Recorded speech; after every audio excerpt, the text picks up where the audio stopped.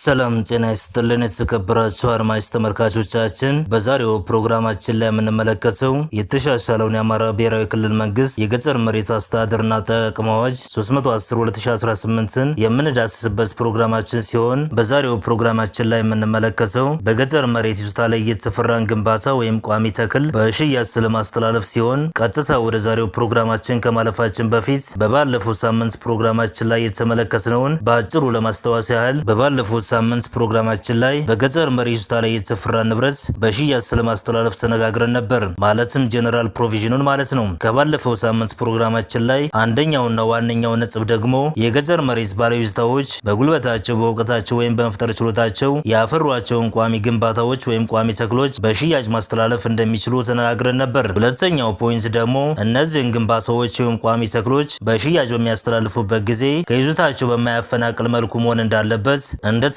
ታስታውሳላችሁ።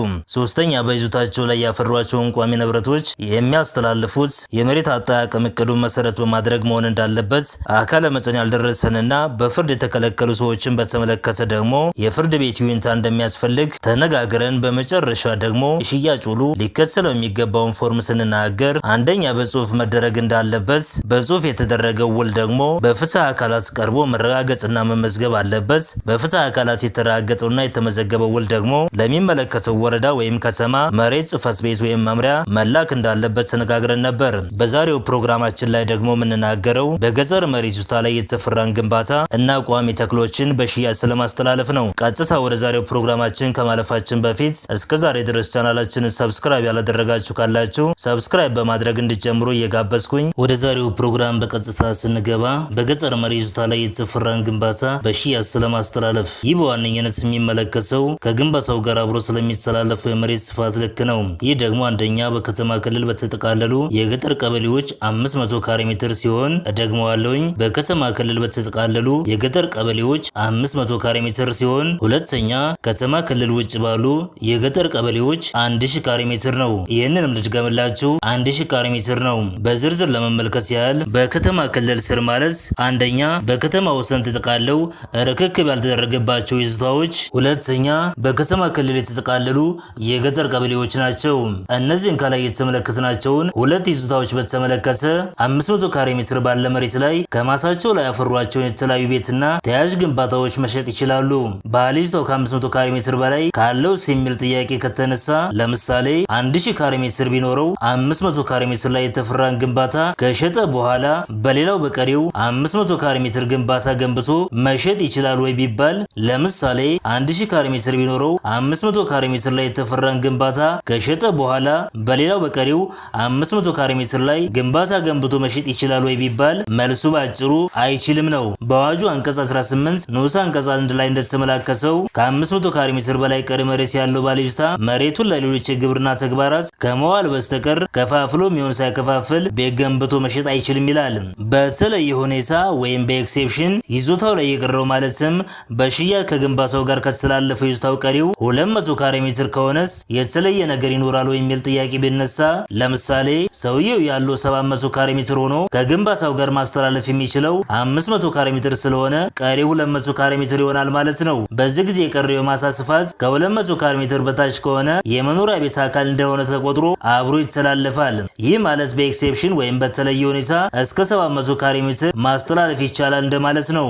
ነገር ግን በመርህ ደረጃ ማስተላለፍ የሚቻለው 500 ካሬ ሜትር ብቻ ነው።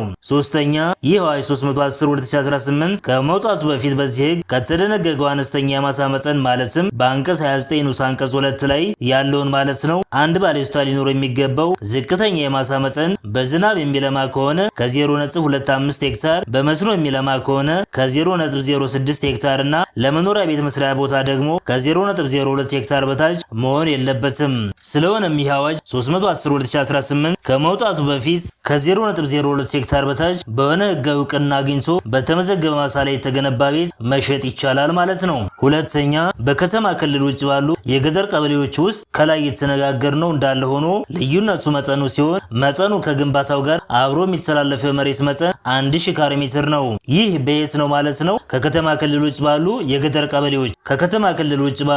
ቀበሌዎች ከግንባታው ጋር አብሮ የሚተላለፈው የመሬት መጠን 1000 ካሬ ሜትር ነው። ቀደም ብለን በተነጋገርነው 500 ካሬ ሜትር ነበር። በምን ላይ? በከተማ ክልል በተጠቃለሉ የገጠር ቀበሌዎች ማለት ነው። ስለሆነ በከተማ ክልል በተጠቃለሉ የገጠር ቀበሌዎች 500 ካሬ ሜትር ሲሆን አሁን ደግሞ የምንመለከተው ከከተማ ክልል ውጭ ላሉ የገጠር ቀበሌዎች ደግሞ ስንት ነው ማለት ነው? 1000 ካሬ ሜትር ነው ማለት ነው። አንድ ባለይዞታ ከ1000 ካሬ ሜትር በላይ ካለው የሚል ጥያቄ ቢነሳ ከ1000 ካሬ ሜትር በላይ ያለው ባለይዞታ የቀረውን ለግብርና ተግባራት ከመዋል በስተቀር ከፋፍሎ የሚሆን ሳይከፋፍል ቤት ገንብቶ መሸጥ አይችልም። ነገር ግን 1000 ካሬ ሜትር ሲያስተላልፍ የቀረው የማሳ ስፋት ከ200 ካሬ ሜትር በታች ከሆነ የመኖሪያ ቤቱ አካል እንደሆነ ተቆጥሮ አብሮ ይተላለፋል ማለት ነው። ማለትም በተለየ ሁኔታ ከ200 ካሬ ሜትር በታች ከሆነ ቀሪው ባለይዞታ እስከ 1200 ካሬ ሜትር ድረስ ከግንባታው ጋር ማስተላለፍ ይችላል እንደማለት ነው። ይሁን እንጂ አዋጅ ቁጥር 310/2018 ከመውጣቱ በፊት በዚህ አዋጅ አንቀጽ 29 ንዑስ አንቀጽ 2 ላይ እንደተመላከተው በ0.02 ሄክታር በታች በሆነ ህጋዊ እውቅና አግኝቶ በተመዘገበ ማሳ ላይ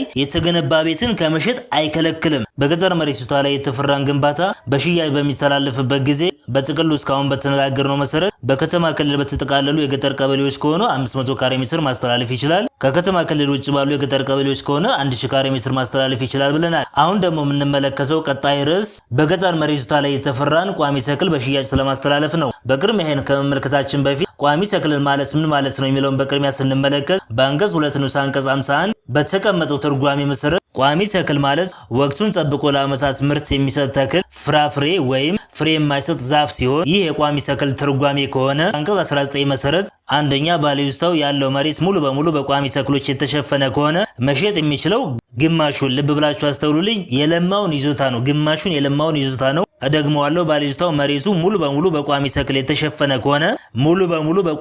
የተሸፈነ ከሆነ መሸጥ የሚችለው ግማሹን የለማውን ይዞታ ነው። ይህም በምሳሌ ስንመለከት ባለይዞታው በቋሚ ተክል የለማ 500 ካሬ ሜትር ቢኖረው ማስተላለፍ የሚችለው ግማሹን ማለትም 250 ካሬ ሜትር ነው ማለት ነው። ሁለተኛ ካሉት ማሳዎች ውስጥ ከፊሉ በቋሚ ተክል ተሸፍኖ ከተገኘ ከጠቅላላ ይዞታው ከግማሽ በላይ እስካልሆነ ድረስ የለማውን መሬት ማሳ ሙሉ በሙሉ መሸጥ ይችላል። ልብ ልትሉ የሚገባው እዚህ ላይ ከጠቅላላ ይዞታው ከግማሽ በላይ እስካልሆነ ድረስ ነው። በምሳሌ ስንመለከተው ባለይዞታው ካለው 500 ካሬ ሜትር 250 ካሬ ሜትሩ በቋሚ ተክል የለማ ቢሆን፣ ልብ ብላችሁ አስተውሉልኝ፣ ከ500 ካሬ ሜትሩ 250 ካሬ ሜትሩ በቋሚ ተክል የለማ ቢሆን ሌላውን የቀረው 250 ካሬ ሜትር ደግሞ ለሌላ ግብርና ተግባራት የሚጠቀምበት ከሆነ ግማሹን ማለትም 250 ካሬ ሜትሩ ሙሉ በሙሉ በቋሚ ተክል የለማውን ማስተላለፍ ይችላል እንደማለት ነው። ሶስተኛ አፈጻጸሙ ከዚህ በፊት የተነጋገርነውን አነስተኛውን የማሳ መጠን ድንጋጌዎችን መቃረን የለበትም። ማለትም በአንቀጽ 29 ንዑስ አንቀጽ 2 ላይ እንደተመላከተው ባለይዞታው ሊኖረው የሚገባው ዝቅተኛ የማሳ መጠን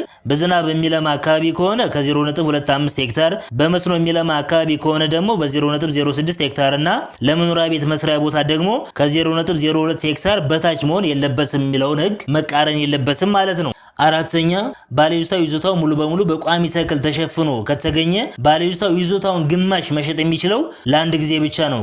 ቀደም ብሎ በመጀመሪያው ምሳሌ እንደተመለከትነው ሰውየው ያለው 500 ካሬ ሜትር ነው። ከ500 ካሬ ሜትሩ ሙሉ በሙሉ በቋሚ ተክል የለማ ከሆነ መሸጥ የሚችለው 250 ካሬ ሜትሩን ነው ብለናል። ይሄንን መብቱን ተጠቅሞ በመጀመሪያ ዙር 250 ካሬ ሜትሩን ከሸጠ በኋላ ድጋሚ የቀረውን 250 ካሬ ሜትር መሸጥ አይችልም ማለት ነው። አምስተኛ ይህ አዋጅ 310/2018 ከመውጣቱ በፊት በዚህ አዋጅ አንቀጽ 29 ንዑስ አንቀጽ 2 ከተደነገገው አነስተኛ የማሳ መጠን በታች በሆነ ህጋዊ እውቅና አግኝቶ በተመዘገበ ማሳ ላይ የለማን ቋሚ ተክልን ከመሸጥ አይከለክልም።